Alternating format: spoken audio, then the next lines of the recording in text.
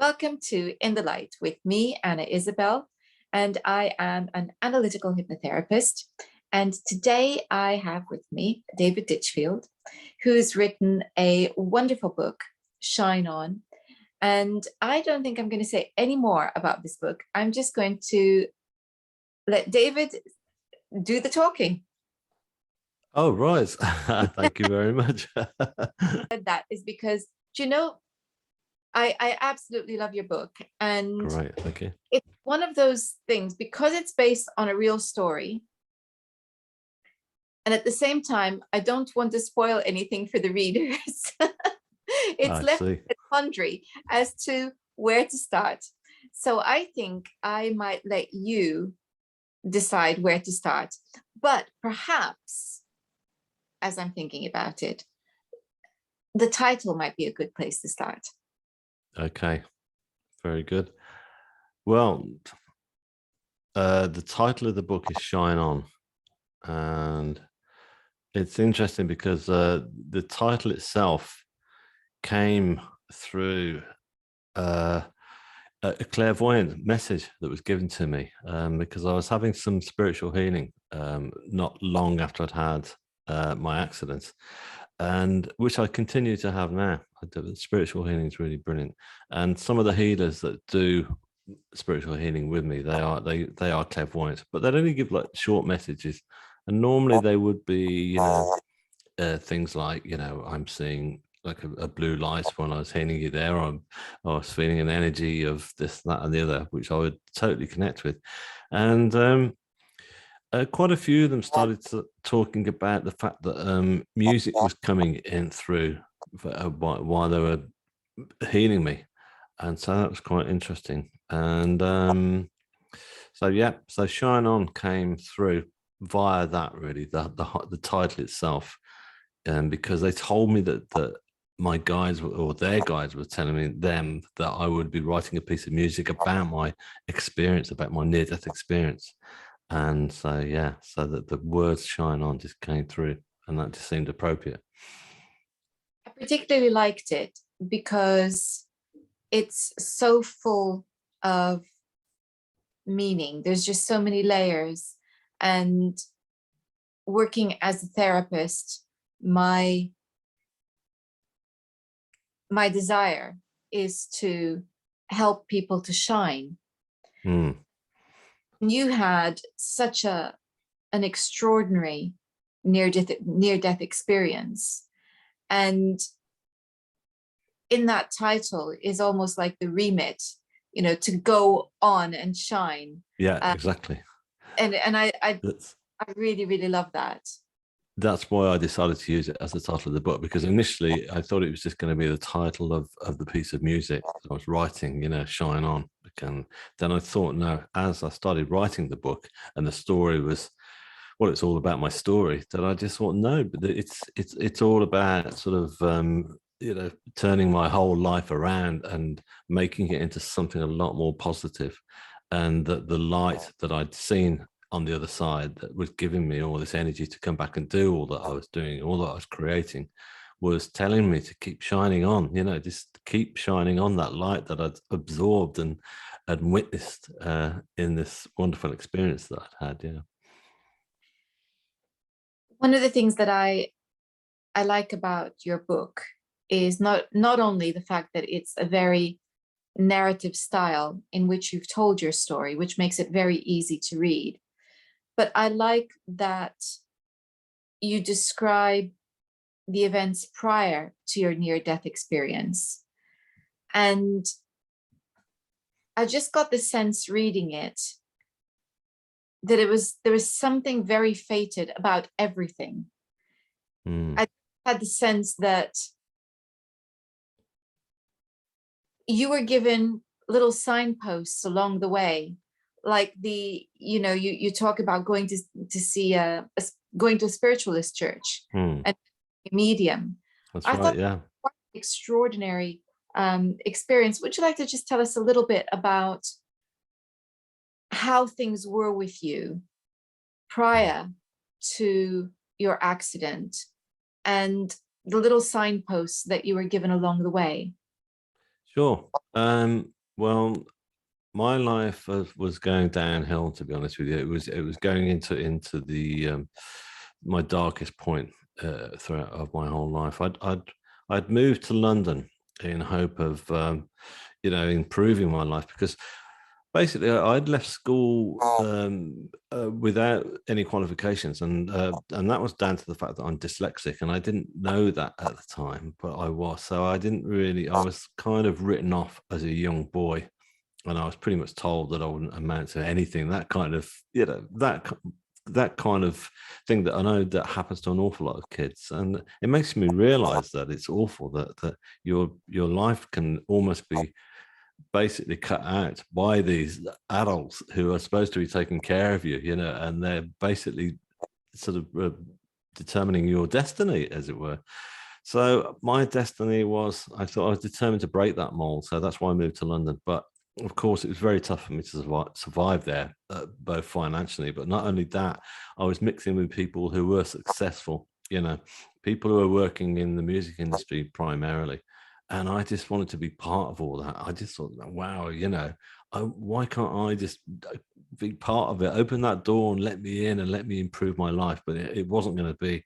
And so most of the work I was picking up was manual laboring on construction sites, and I wasn't very good at that. So of course I was going through a massive identity crisis of thinking, where do I fit in? And I started to run out of money, and I started to drink quite heavily as well to try and numb this pain that I was really going through. So yeah, so that's where my life was at, and there was no spiritual path to it. There was no spiritual sort of, like, I wish there was now, which I shouldn't wish it, because it doesn't matter. It was meant to be that I went through all that, I suppose. What's the looking back now, I realize that huge challenge that I went through was basically helping me to find this new awakening that was going to open up a whole new path for me. I did get the sense reading it that my heart was just going out to a lost soul. I mean, you were, it just felt like you were spiraling, and I just wanted to say, oh, hang on. But there were these Yeah. little signposts, and I think those were very interesting. Yeah, I didn't realize there were signposts at the time, but there were. And yeah, you talked about the medium that I went. I mean, that was by chance that I went to see a medium, because I got no interest in all that at all at that point. And I was on a train journey, and I met an old couple who had sat opposite me. Really lovely people, and they got chatting to me. And in fact, I remember I was quite hungover that day, so I was not in the mood to really have too much of a conversation. But the elderly lady said to me that, she said, we're off to see a medium. We're going to, and it happened to be in the town that I was going to, where my sister lived. And I was going, oh, okay. And she was going, she's very good. She's not very well known, but she's very good. And why didn't you come? And she handed me this flyer. It's a small flyer, and I said, okay, yeah, maybe I will. And then I put it in my pocket, forgot all about it. And when I arrived at my sister's, there was a lot of chaos there when I'd arrived. She got 3 young boys at that point, and I just thought, I'm just going to go to the pub and get myself a beer, which is what I did. And I pulled out that flyer from my pocket, and I just sort of thought, you know what, I'm going to go and see this medium. Why not? Give it a go. And so I went, and I turned up to this very sort of unassuming doorway. It wasn't even like this grand, beautiful church or anything. It was just a doorway in an alleyway near a river. I walked in, and it was packed. There was lots of people. So I found myself a seat, and I sat down. And she was really good. She was great. She's called Julia Knight, and she was like going backwards and forwards and picking people out and saying, I'm picking up, here.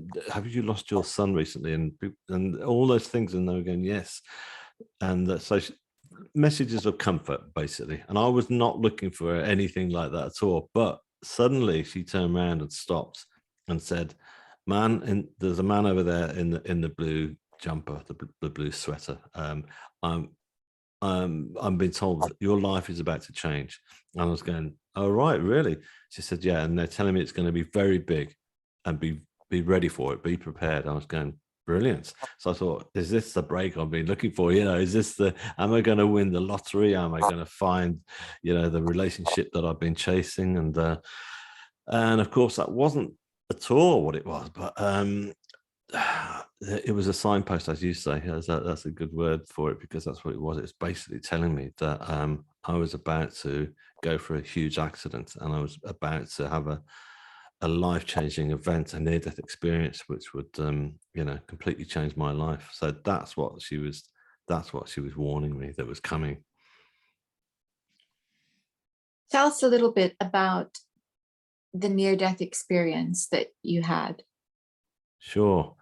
Well, the near-death experience took place while I was in the A&E department in the hospital. So I was in the emergency, and there was lots of doctors there waiting, and rushing around, a lot of frantic voices, and I could not understand what they were talking about, because it was all just science. And so I was kind of getting quite nervous and thinking, this is not good, you know, that I could actually die at this point, because I knew I was in a bad way. I was losing copious amounts of blood, and I did suddenly leave my body. I went from all that pain and anxiety. I went from the hospital sort of franticness, and all the bright lights from the from the neon, not neon strips, the fluorescent strip above my head was just really bright in my eyes, I remember. And I was in an enormous amount of pain, obviously. And I just left my body, and I went into this beautiful realm, and I was suddenly in what appeared to be like a darkened space. It was like a beautiful darkened room, it wasn't at all foreboding. And I was kind of greeted, if you like, by these beautiful pulsating colors all around me that were just surrounding me. They were like landing lights at an airport, and I felt comforted, and I didn't resist what was going on, because I figured at this point that I hadn't made it. I thought, okay, this is it. I'm dead. I knew pretty much straight away that this was what was going on here. And I know that I've read since that some people do resist it, and they've got too much to live for. They've got kids, and I thought, no, they want to come back. Whereas in my case, I didn't want to die, but the horror and the agony that I'd just been through, it just felt great to be in such a comforting space. And I looked around to get my bearings, and I realized that I was no longer laid on a hospital trolley, but I was actually laid out flat on a huge rock. It was like a huge slate rock. I describe it as being almost like a medieval altar. But it felt very comfortable to lie on, and I was not clothed anymore, but it didn't matter. I just laid back on this rock, and I was covered in this blue satin sheet, which comforted me. And as I did, I looked up, and there were like 3 grids of white light, very pure and bright white light that was suddenly coming in and closing in towards me. And as I looked into that light, I just thought, wow, there's energy coming from this light. It's healing me.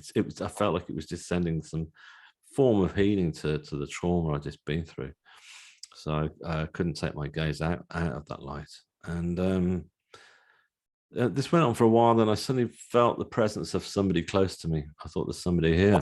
And so I lifted my head, and there was this beautiful androgynous being just stood at my feet, looking at me. And as we looked back at each other, I thought, I know you. And I said to this person, I know you, don't I? And he or she just kept looking back at me and smiling. And that wasn't, and was not giving anything away at all. But I thought, where do I know you from? Where do I know you from? And I felt comforted. I felt guarded by this person. And so I was able to lay my head back out again and feel comfortable in this space. And as time went on, I suddenly felt the presence of more people that had arrived, and I opened my eyes, and there were either side of me, there were 2 female forms with their hands kind of stretched out over my body, and they were like healing. Again, there was so much healing going on here. It was just like, and their hands were just hovering over the surface of my skin. And I looked at them, and all of them were wearing very simple contemporary clothes. Like the first person I seen was wearing a simple black t-shirt. The girl to my right was wearing just a simple brown dress, whereas the girl to my left, she was more Asian Indian, American Indian, or Brazilian maybe in appearance, and she was wearing like a more traditional dress. But the power that was coming from their hands was just incredible. It was just like this energy of unconditional love that was just going throughout the whole of my body. It felt like every single molecule of my body was vibrating with this energy. And to me, I figured that they weren't just healing, my body and the trauma that had just been through, but they were also healing my soul, and they were healing all the years of pain that I had suffered, especially the more recent ones, as I just talked about in London, when I was running out of money and struggling to find my identity. And it's like they were peeling all those layers off me bit by bit, and they were getting down to the pure essence of my soul.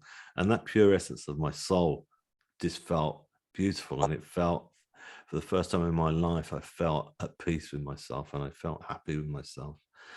And yeah, I started to think about my family, because my family had arrived at the hospital pretty much at the time when I was in the A&E department, and they were pretty distraught by what had happened, obviously, because I just had an awful experience. There'd been the accident itself. I'd been under a train, which is like crazy, and I figured I better see how they're doing. So I lifted my head and looked over to my left, and I was like hoping that I would probably see them, but I couldn't see them at all. What I did see was a beautiful waterfall of stars is the best way I could describe it, because it was like huge. It was like the size of Niagara, but instead of tons of water, sort of cascading over the edge, it was millions of sparkling stars that were cascading over. And I just went, wow, this is amazing. This is like, I'm not in a small darkened room at all. I'm actually in the universe itself, and this is it. This is what happens here. And so I looked over, and that I looked down into this waterfall, and as I looked into that waterfall, and there were like shooting stars started to fall above my head. And then I looked, and as my eyes kind of focused, I could see that I was looking into one galaxy, and then into another, and then another, and into infinity. And I could see beautiful colors and nebulas that were just like appearing before my eyes. So that was really a very beautiful moment. So I lifted my head, and I thought, well, okay, I can't see my family, but they're going to be fine. They're going to be good. They will get through this. And then when they get through this, as their lives go on, they will be experiencing this at some point themselves also. And maybe I'll see them. Maybe I won't. But that's how I felt. There was no sense of like guilt, shame, or sort of irrational fears. I was very, very sort of, you know, at ease with it all. So I laid back, and I was still continuing to be healed. And then it was at that point that I felt like this energy that I was getting from the hands of the healers was suddenly intensified, and it became a lot more powerful. And I thought, something's going on. And I lifted my head, and there was like a huge tunnel of white light that was coming towards me, and it was coming in closer. It was surrounded by beautiful flames that were just slowly circulating all around. And again, it was the same pure white light that I've been looking at, but this time the energy that was coming from that light was just really causing me to sort of like feel this sense of, I am incredibly loved. This is like amazing. And I knew at this point that what I was staring at was the source of all creation. This is it. This is God. This is where it all starts. This is where it all comes from. This is not, the image of God that I hadn't really thought about, but I'd always been taught at school to look at, which in whatever faith you have, there's normally some kind of human form, and it wasn't. This is it. It's the tunnel of a massive tunnel of white light. So It was pretty much at that point that I came crashing back into my body. You know, once I'd had this profound moment, I was back into the reality of the, not the reality, sorry, that's not true. Back into the stark sort of reality, I should say, of the hospital. You know, which was just a massive shock. You know, because from looking at that beautiful pure white light, all of a sudden I was back into this fluorescent strip, which I couldn't look into. It was like, and then the sound, the noise in that hospital was just like overbearing. And of course the pain came rushing right through my body. And there I was, back in the pain body. It's almost, you're describing it. I can see it as you describe it. But even as I say that, it's hard to imagine. Mm. You understand? Yeah, It's of course. Yeah. what it would be like to have such an extraordinary vision.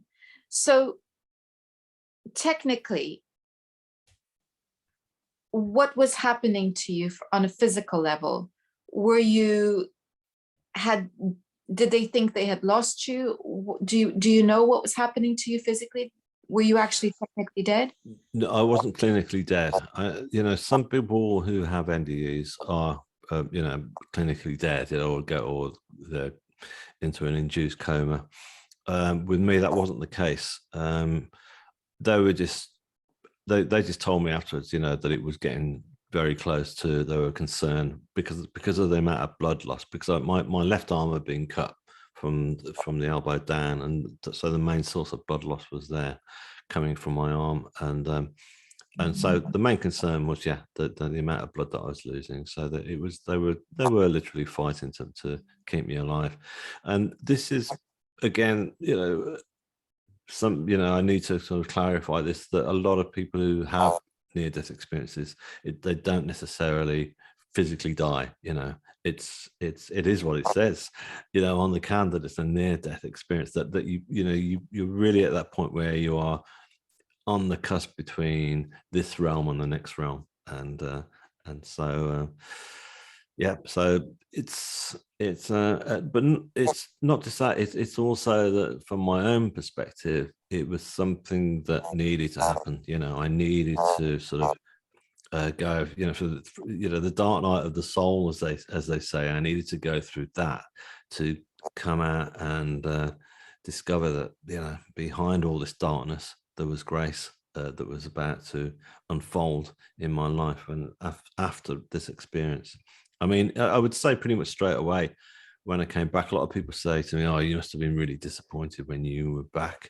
in your body, in the hospital, in all that agony." And I said, "I wasn't at all, actually, because I was so charged with all this incredible love, this immense love that I'd received, that I just thought, right, where do I start? You know, what is my mission? Why have they sent me back?" That's all I could think about, you know. And that was when I was lying in the hospital. You know, I'd got tubes coming out of me and I couldn't move, you know, but even so, I got this incredible energy that was just going right through the core of me, that was driving me on to try and figure out why and what had just happened to me. You know, I knew nothing about near-death experiences. I'd never heard of one before until that point, you know.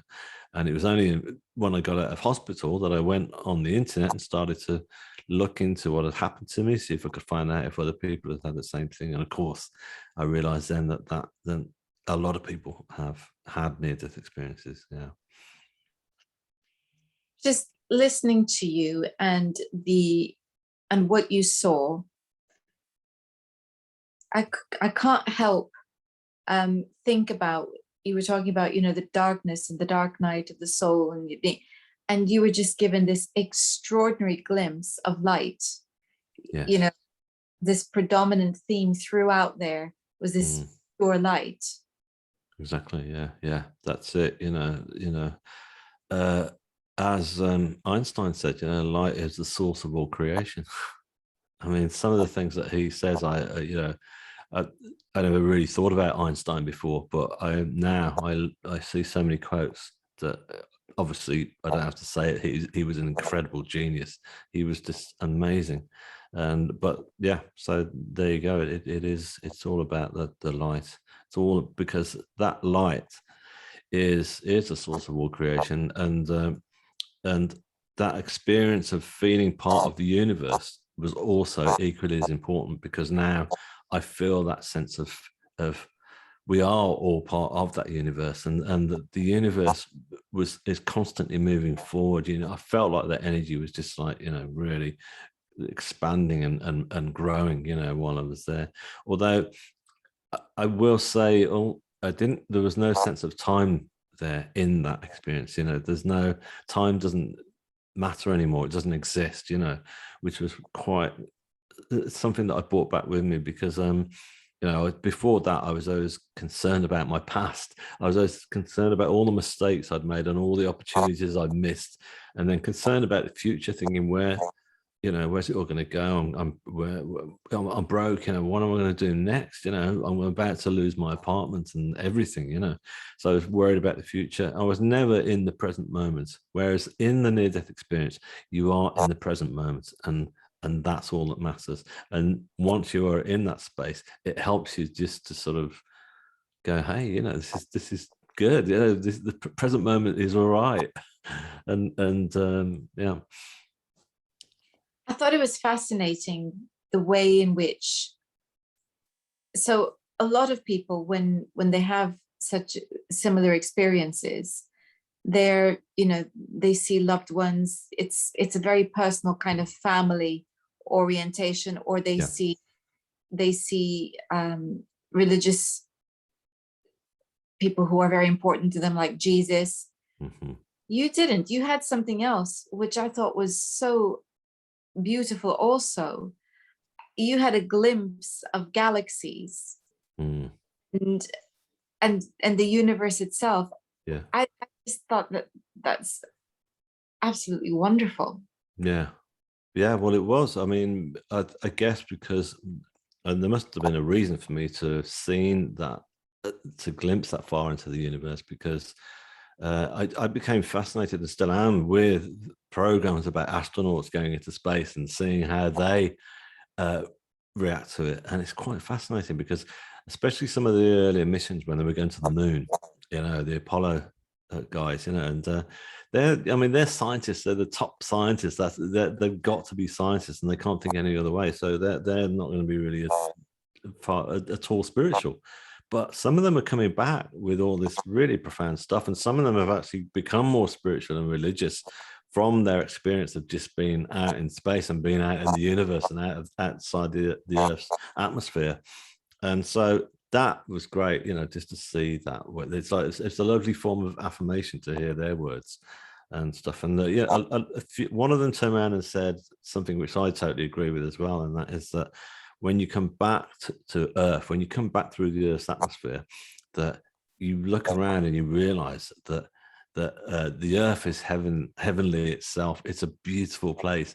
It's just filled with all these magical colors, and they became very aware of that. And I thought that's great, because I feel the same too. I've got such an appreciation of not just the beauty of the Earth, but how it all works. About the seasons changing, and where I live now. I live near a river, and I see birds migrating every year and every season like clockwork, and they fly, thousands and thousands of miles, and then they come here and they land on the same place, on the meadow, and then they start their families, and then they migrate again. It's just amazing, that all this happens, and all that happens because the universe is driving that. The universe wants us all to create, because the universe is causing everything else to create that's in touch. I mean, as humans, we're probably we've evolved to the stage where we've got further and further away from nature.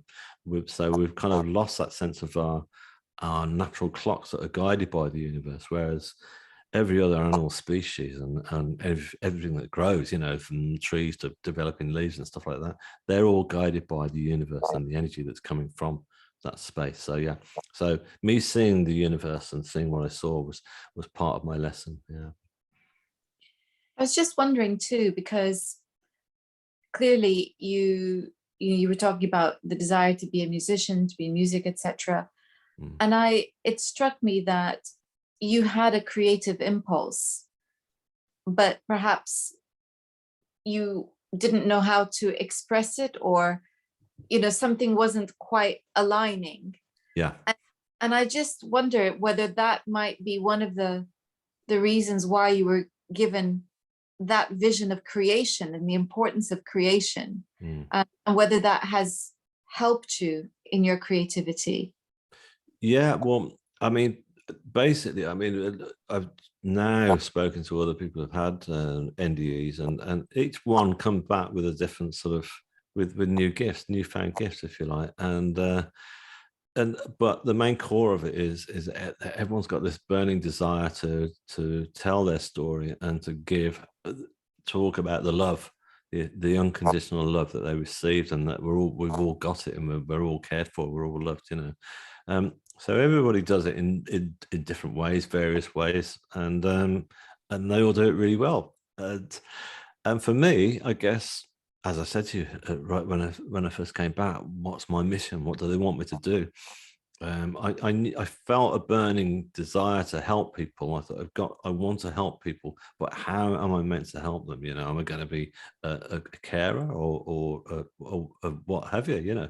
And obviously, my way of caring and giving was through, first of all, through art, which happened pretty much straight away, because it all came because when I was lying in hospital, I was scared. Like I said, I knew nothing about the NDEs. I thought I was the only person this had happened to, and I thought, I've got to make a record of this in case I forget it and stuff, which of course I never have done.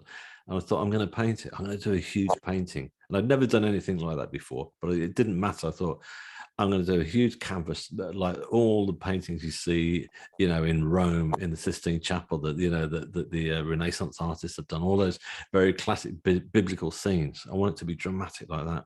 So that's what I set out to do, and that's what I did. And I was apprehensive to start on the first painting because I didn't want to mess this up. I wanted to get it right. But once I started painting it, all the colors started to appear on that canvas, and I knew I was being helped pretty much straight away. I thought, the energy that I'm still tapping into from that other realm is helping me to create this painting and just get it right. And from then onwards, I just kept going. I couldn't stop painting. I was prolific. And it was a wonderful feeling because I just felt like I wasn't making any money, but I just felt it didn't matter. I suddenly felt like I'd found something that was making me alive, feel alive, And then the music came afterwards. As I said it too early at the start of the conversation, that came through because I was being told through the mediums who were healing me that I was going to be writing music. I thought it was just going to be a song. I thought it'd be like I was going to call it Shine On. I thought it's got to be just that. How can I do anything more than a song? But it just started to develop into something bigger than that. And it suddenly, I thought, this needs to be played by an orchestra. It's not a 3-minute song, And I was being helped with that again. I was channeling energies and ideas into creating a classical piece, a symphony with no training whatsoever, which is just like still crazy. I still can't read or write a single note of music, but I'm still writing music for orchestras. With the help, obviously, of a computer, which when I say the help, it means that, when I use a keyboard now, when I'm playing those notes, that it will then transpose it into music format, which means I can print off and give to the orchestra and say, here we go, And so, but I've, through those formats, it's helped me to explain what my experience was like and what it's all about, and people are fascinated to know. And so through the art and through the music, I've got the two different dimensions that I'm giving back, which is like giving a narration of the story, and then of course the book was the next thing that followed, which again is pretty crazy because, as I said, I'm dyslexic, so I never actually, I always wanted to write my story, but I thought it's not going to happen because of my dyslexia. But there was a lot of synchronicity seemed to happen in my life following my NDE. One of those moments of synchronicity was that just by chance I came across an old friend that I hadn't seen for a long time who'd moved up to the Highlands in Scotland, so we'd lost touch. And she got in touch and said, "Oh, what are you going to do about this, this experience of yours? When are you going to write the book? And I said, yeah, well, that's not going to happen, is it? And she said, well, how about, I co-write it with you, and, I'll deal with all the stuff that you can't do because of your dyslexia. And I said, great, let's do it. And we got no sort of end game or anything other than just to document what had happened, which is all I wanted to do. And again, synchronicity happened, and one thing led to another. Obviously we wanted to get it published, but that's a very tough thing to do. But it did happen. The right person handed it to the right person, and then I got an email saying off this guy and said, look, I've just read your book, and I think it's great. Do you mind if I take it to the rest of my team at my publishers at John Hunt Publishing? And I said, great. So he did do. And then next thing, the book's been in print, and that came out last year. And it was odd because it came out right in the middle of the pandemic. And I just didn't know, I knew we'd already got the release date just before the whole pandemic started. And I already started doing a few interviews online, and I thought, where's it all going to go? I thought, is this going to stop the book from ever really getting out to people, because all the bookshops are going to be closed and the world's not going to be interested. But on the contrary, it worked the other way around. It was just it meant that I could reach out to more people. I could do interviews, in all four corners of the world, if you like, just like I'm talking to you now, without having to jump on a plane. So it was brilliant. And I never thought I could do that either. I'm sat here talking to you now, but I can tell you that I was really nervous about doing any interviews. And I actually said to the publishers, look, I don't set me up for too many of these interviews, because it's not really me, but there you go. Been out there chatting away to people and reaching out, because people have been buying the book through it. But not only that, I get people right back to me now who they say, oh, look, I saw your interview and it's helped me to understand that I've just lost my sister or my partner in a car crash or whatever, it's helped them to understand that it's not just the end, that life continues on. So every time I get a message like that, it lifts my soul. It's like, yeah, that's great. That's what it's all about. Well, the healing that you received, it allows others to have healing too, through your experience. And so this is the beauty of it, and the beauty of your title, Shine On, because it's like you're passing on the light that you received onto other people, which is that's a nice thought. thing. Absolutely. And it's I love it. Feels to me like, listening to you, that it's like all the creativity that was inside you just got unlocked. Whoosh, you're out there. Yeah, exactly. And it's unstoppable. This is it. You're absolutely right, because I say this to a lot of people, that it's not. We've all got. We don't have to have a dramatic train accident like me. We don't have to have a near-death experience like me to unlock all these things that are within ourselves. It's literally. Well, for me, it started with self-love, because once I came back from all that pure unconditional love I received there, that I carried on that self-love within myself, and I never let go of that. And once I'd found that self-love, then I found self-worth, and then things start to evolve. It's not like you've got this super sort of confidence that you think, yeah, great, and I'm going to push this door open. That's not what it's about. In fact, it's the opposite. It's just, if you just sit back and be in the moment and realize that you are loved and you've got help, then those doors will slowly open for you. Because that's what happened for me. The doors that opened to allow my art and my music and my book to get out to more and more people. It was an organic sort of an authentic process, because I'm now in an organic and authentic place within myself, and so that's kind of what it's all about. I'm nobody comes back from a near-death experience like superhuman, with superpowers or anything like that. That's not what it's about. All you do is you come back with all the knowledge of all this love and that's out there. That's like I said, the universe wants us to keep recreating it. It wants that, and the energy of that light that I felt, it's within us all. It's in every single one of us. Had about 3 questions all at once, and now all of them disappeared.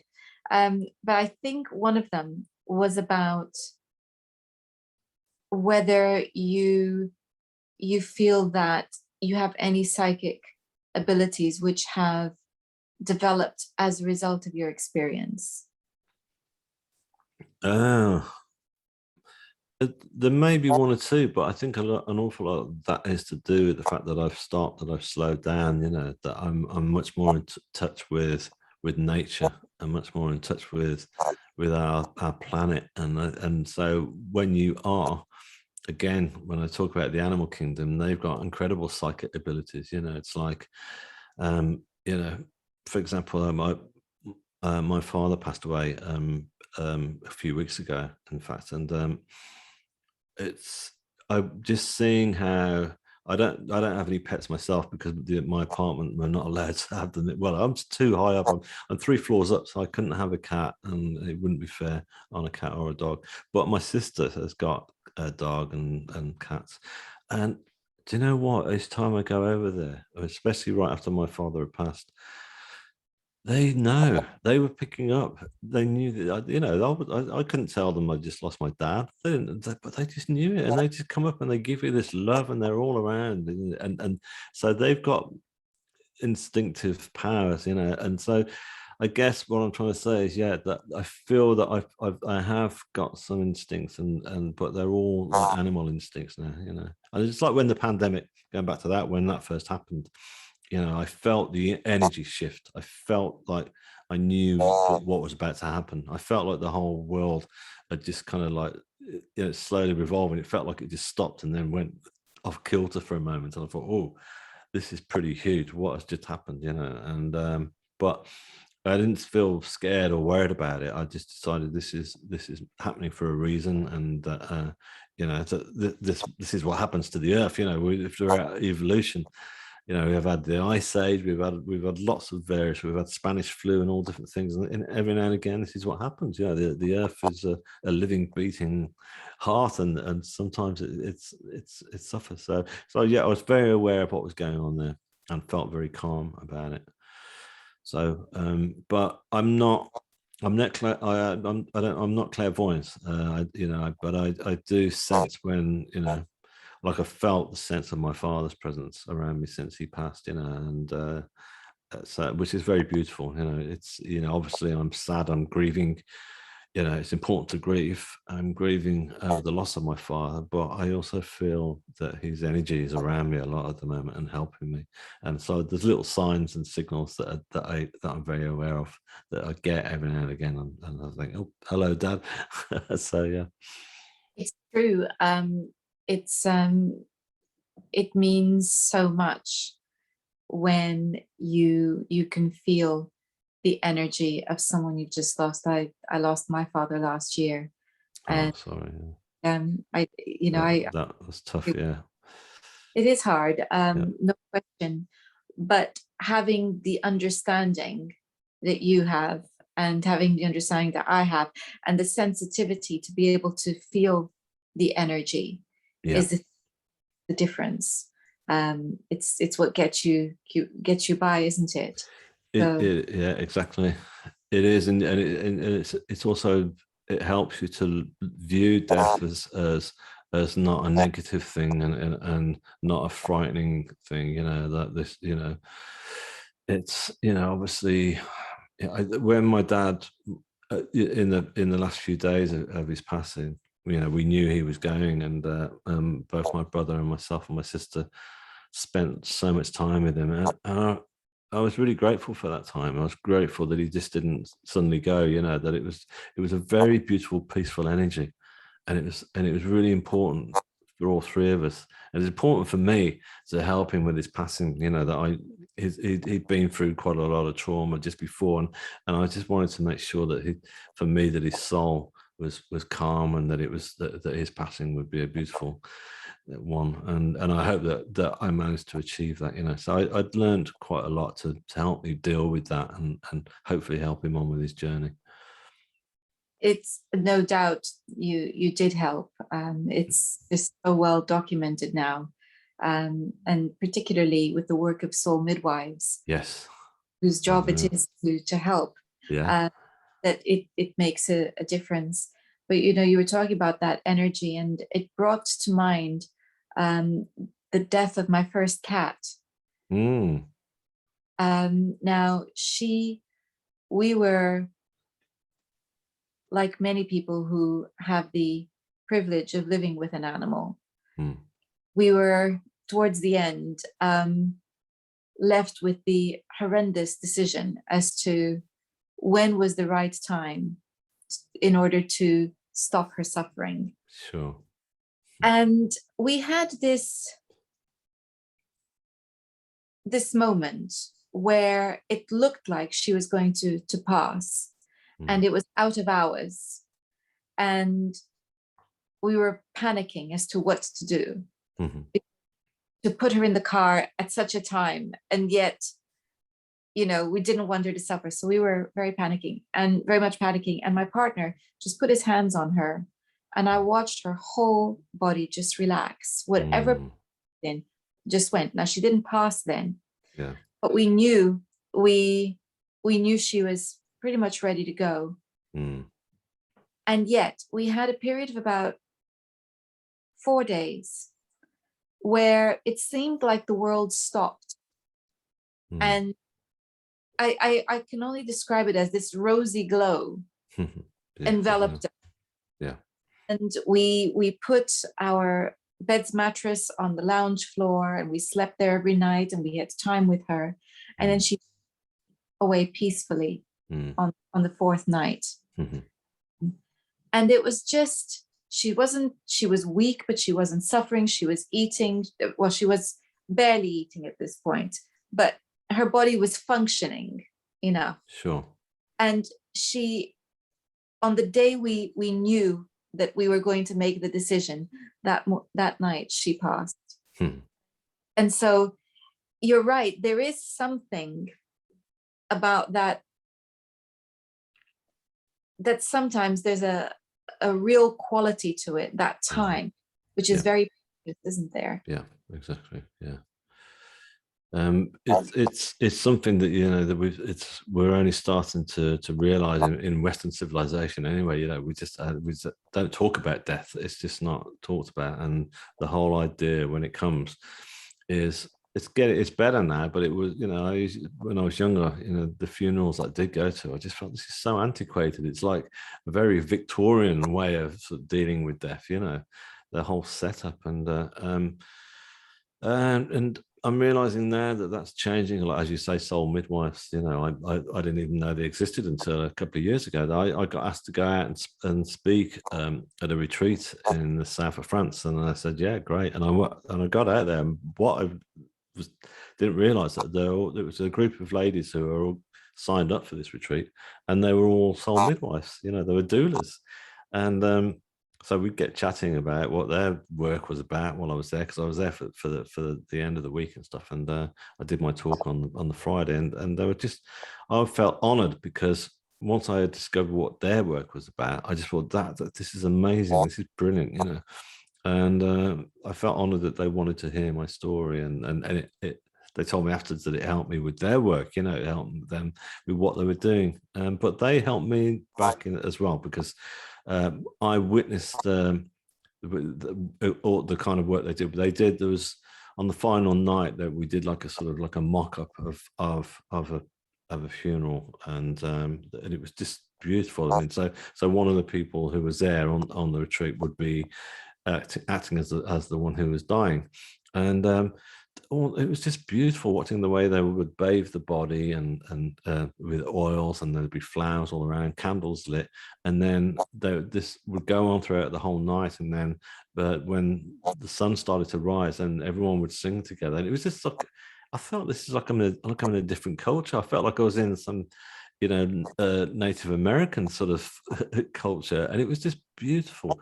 So all that I took with me, so that helped me with my father's passing. And I keep in touch with Holly, who was running that whole retreat, and we've become friends now.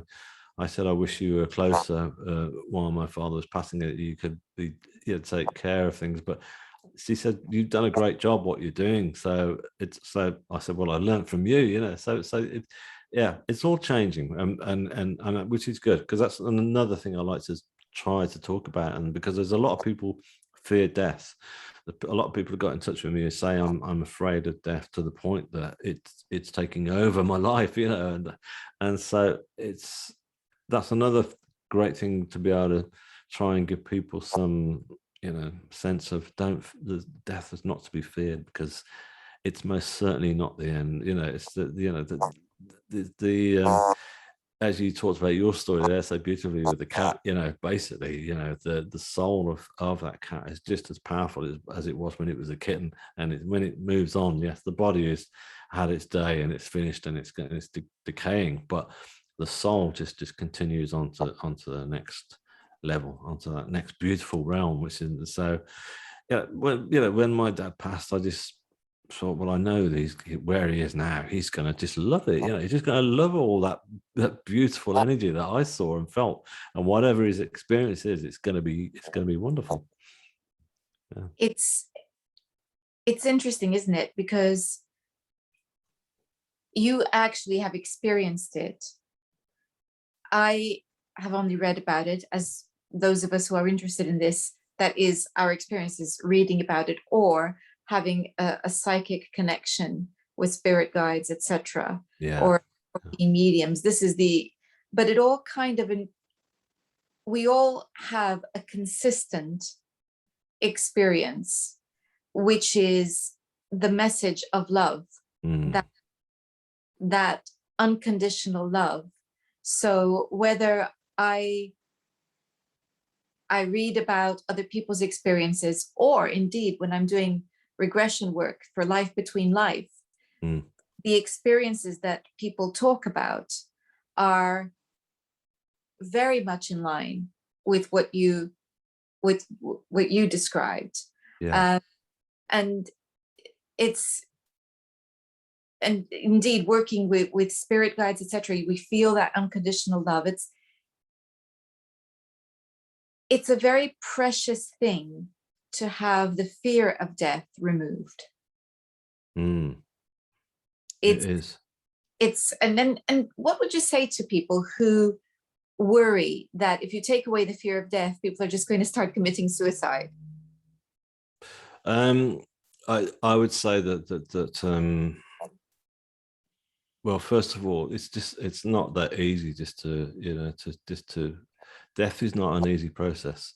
That's something I thought about.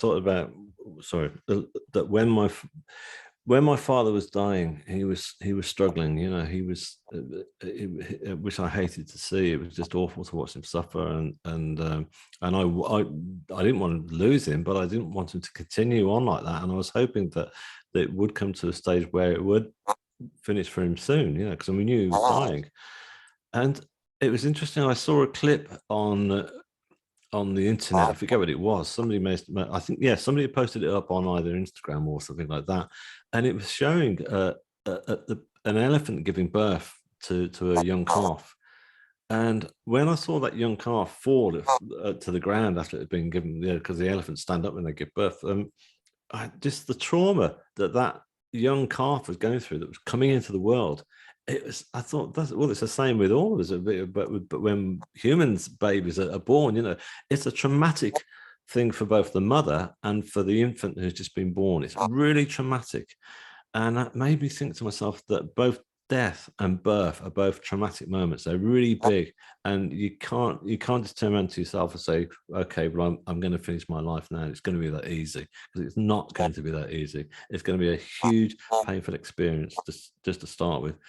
But I've read and heard obviously a lot about near-death experiences, about people who've had taken their lives, and I figure that when that happens, it's not so easy when they get to the other side, that there's, there are sort of like life reviews that are given and stuff like that, and people are it's not like it's, I don't know, I'm not trying to say that it's looked down upon, but I don't think that it's such a straightforward, easy ticket at No, all. And I'm no, not just, I really don't think it is. no, that's right. And also, I mean, knowing that life continues after death, it's not exactly an incentive to end this life. And I think the reason for that is that we all have a biological imperative to survive. Yeah. And it's only under very extreme circumstances that people make that decision. Yeah. And in fact, you can't even say make a decision, because people, and people who attempt suicide often talk about how they're not thinking, they're just feeling, and what they want is to end things right then, because they're just, so this is not something that people think, oh, the grass is greener on the other side, I'm going. So I think it's a very important thing to understand that. It's also important to understand that what we're not doing is devaluing this life and saying that this life is in some way less important. Actually, it's the opposite, isn't it? Oh, absolutely. I mean, people say to me now, they say, "Oh, I bet you can't wait to get back," and stuff, and that's not the case. Quite the opposite. I mean, before, I could equate with people who do want to take their lives, because I was very near to that point myself. I know I'd never contemplated suicide, but I wasn't happy living. I just thought, I don't want to live anymore. That's what I felt towards just before my accident. I was just in such a dark place, and I was not living life, and I didn't know how to live life. And so I kind of get it when people do say that they want to take their own lives, because they just think, well, I'm not living. I'm just existing, but yeah, it's a very big issue. But for me now, like when I came back from that near-death experience, all I got was a will to, as I say, like the astronauts, I realized actually, that this world, this planet that we live on is beautiful, and that life is beautiful. And once we stop and become authentic, that we can enjoy it and appreciate it. I mean, it wasn't all easy. I mean, for example, about 6 months after I'd had my NDE, I went into a very deep depression. And looking back on it, I know why that is now. And that was because I'd come back with all this unconditional love, and I just got so much love to give, because of it. And I figured that was fine. And so I was recovering throughout those 6 months from the accident. So I was kind of like, I was cocooned, if you like. I wasn't out in society. And so I got all this love, and I was giving it out to people who were close to me, and they were saying it, they were commenting on it. My mother said, "Oh, you're just radiating love and light," and I was. But the reality is, once I left and once I started getting out into society and stuff, and what have you, and having to deal with it, I realized that I couldn't fit in. Again, I didn't feel like an outsider, but I just thought, why are people being? Why? I just couldn't. It's a common thing as well. This happens quite a lot with people who've had NDEs. They just come back and they just feel enlightened, and they realize that the gears start to grind, because society is not geared up for love and sharing love. And then so not everybody gets it or accepts you, and kind of people start to look at me a bit strange, kind of like, oh, yeah, who is this guy? You know, but then of course I adjusted to that, and I adjusted to the point where I knew how to how to sort of monitor how much love I was giving, and when to give it and when to hold back, you know, and just to how to sort of not control it. Well, I suppose I was controlling it. I had to control it so that it didn't. I was knew how to.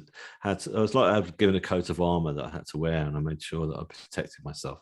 There you go. That's the phrase I'm looking for. Yeah, I learned how to protect myself. In fact, a lot of that came through the spiritual healers, because they kept saying to me, you know, they'd finish each session and they'd say, you know, you need to protect yourself. You need to start protecting yourself, because, and you've got to start grounding yourself, because part of you is still up there, part of you is still connected to that realm, you know, and you're here on earth, and you've got to learn to sort of be able to walk the earth again, you know. So yeah, Almost like you had to learn how to recalibrate your energy so that you could operate here in this denser and less positive frequency, perhaps. well, yeah, I mean, it's just, I mean, you just realize that a lot of people are not spiritually enlightened, or, you know, that with them, just within themselves, you know. So a lot of people live a very linear style of life and don't want to go beneath the surface. And so, and that's a, you know, you don't, I don't judge those people, but, you know, I just kind of think, okay, if that's the way they want to be, that's the way they want to be. I mean, again, with the pandemic, it was great at first. I thought, well, at first everybody panics, as we all remember, you know, them stripping the supermarket shelves of toilet rolls for some strange reason. And all that was going on, everybody panicking like it was the end of the world. And then once it started to settle and we went into the very first lockdown, I remember thinking, we were blessed with, in the UK anyway, with beautiful weather, beautiful sunshine, and it went on throughout the first lockdown. And I started to see people, especially in my neighborhood, just out with their kids and their dogs, and you could tell that they were suddenly grounding themselves. They were suddenly becoming spiritually enlightened and appreciating beauty. People, well, because people were talking about it on social media, saying how much they were saying, oh, I'm watching all the squirrels in my trees, I'm watching all the birds, and isn't it beautiful? And then people were saying, I'm starting to paint now, I'm starting to, you know, bake bread for my family, I'm starting to teach my kids. And I thought, this is amazing. This is exactly it. This is, people are doing exactly what I feel everyone needs to do and stuff. But of course, people started to get impatient then and saying, look, when are we getting back to normal? We just want to get back to normal and stuff. And I was going, no, there is no getting back to normal. You know, we're just evolving now, and let's go with it, you know, and appreciate we've been given quite an opportunity here, you know. I mean, of course, there was a negative side to it, but that's the way it is, you know. Yeah, that's Yeah. Well, I think the title of the book is, it just says everything. I keep coming back to that thank you. because it's I guess what I wanted to say to you is thank you so much for your book, and may you always shine on. Oh, And, bless you. and it's, and for those who wants to read it, I'll make sure that there is a link on the description box here. And Brilliant. is there, if people wanted to hear your music, if people wanted to see your artwork, David, where would they go? The best place to start is on my website, which is called shineonthestory.com. And you can stream the symphony, the very first symphony that I wrote, which is called The Divine Light, which is based on my NDE. You can stream that for free on there. And then you'll find links to my social media. If you want to follow me there, you can see what's going on with various things that are happening at the moment. The books Shine On's just come out in France, so that's just been something we was, you know, that was signed up by Hachette, so that's just come out over there, so in French language, so that's exciting. Yeah, so there's new things happening bit by bit all the time. So yeah, if you So all my social media links like Instagram and YouTube channel, all those different things are on there. So please do follow me and then we can connect and stuff. But yeah, shineonthestory.com. That's the main hub. Yeah. Thank you so much for joining us today, David. My pleasure. Thanks for having me along. And thank you for watching. And please do remember to subscribe and share this wonderful interview because it's a good encouragement for all of us to let our lights shine. Until next week, goodbye.